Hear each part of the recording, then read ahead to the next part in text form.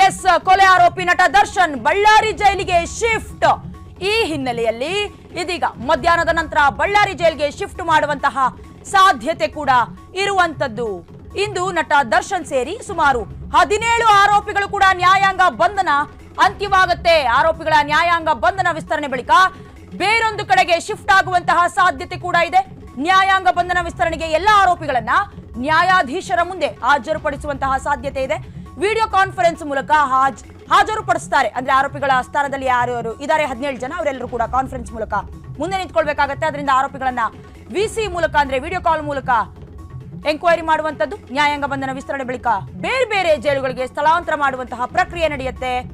ಅಂದ್ರೆ ಕೊಲೆ ಆರೋಪಿ ಸ್ಥಾನದಲ್ಲಿರುವಂತಹ ನಟ ದರ್ಶನ್ ಇವತ್ತು ಬಳ್ಳಾರಿ ಜೈಲ್ಗೆ ಶಿಫ್ಟ್ ಆಗುವಂತಹ ಸಾಧ್ಯತೆ ಇದೆ. ಅದರಲ್ಲೂ ಕೂಡ ಇವತ್ತಿನ ಮಧ್ಯಾಹ್ನದ ನಂತರ ಬಳ್ಳಾರಿ ಜೈಲ್ಗೆ ಶಿಫ್ಟ್ ಮಾಡುವಂತಹ ಸಾಧ್ಯತೆ ಇದೆ.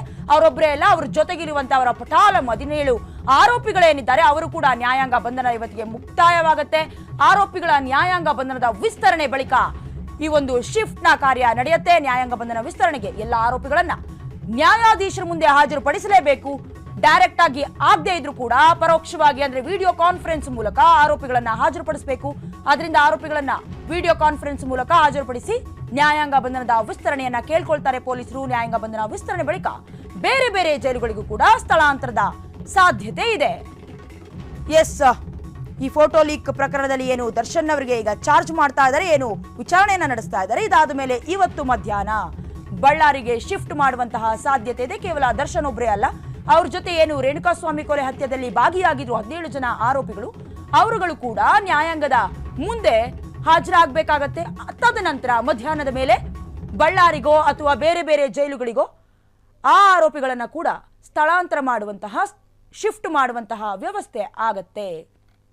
ಅಂದ್ರೆ ಬಳ್ಳಾರಿಗೆ ಹೋಗ್ತಾರೋ ಅಥವಾ ಬೇರೆ ಕಡೆ ಶಿಫ್ಟ್ ಆಗುವಂತಹ ಸಾಧ್ಯತೆ ಇದೆಯೋ ಎಲ್ಲ ಕೂಡ ಈ ಒಂದು ವಿಡಿಯೋ ಕಾನ್ಫರೆನ್ಸ್ ಆದಮೇಲೆ ನ್ಯಾಯಾಧೀಶರು ಮುಂದೆ ಹಾಜರುಪಡಿಸಿದ ಮೇಲೆ ಎಲ್ಲ ವಿಚಾರಣೆಯನ್ನ ನಡೆಸಿದ ಮೇಲೆ ಅದನ್ನ ಡಿಸೈಡ್ ಮಾಡ್ತಾರೆ.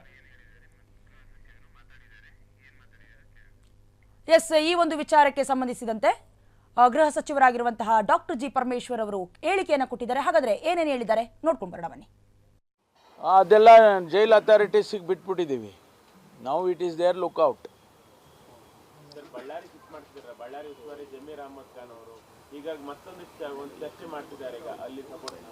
ಇದೆಯಪ್ಪ ಅವ್ರದ್ದು ಬಿಟ್ಬಿಡಿ. ಈಗ ಇನ್ನು ಬೇರೆ ಇನ್ನೇನಾರು ಇದ್ರೆ ಹೇಳಿ.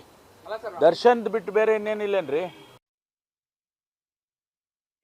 ಅದೆಲ್ಲ ಜೈಲ್ ಅಥಾರಿಟೀಸಿಗೆ ಬಿಟ್ಬಿಟ್ಟಿದ್ದೀವಿ ನಾವು. It is there lookout.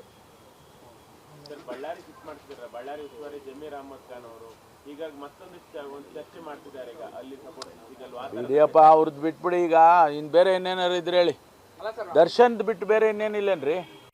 ಅದೆಲ್ಲ ಜೈಲ್ ಅಥಾರಿಟೀಸಿಗೆ ಬಿಟ್ಬಿಟ್ಟಿದ್ದೀವಿ ನಾವು. It is there lookout.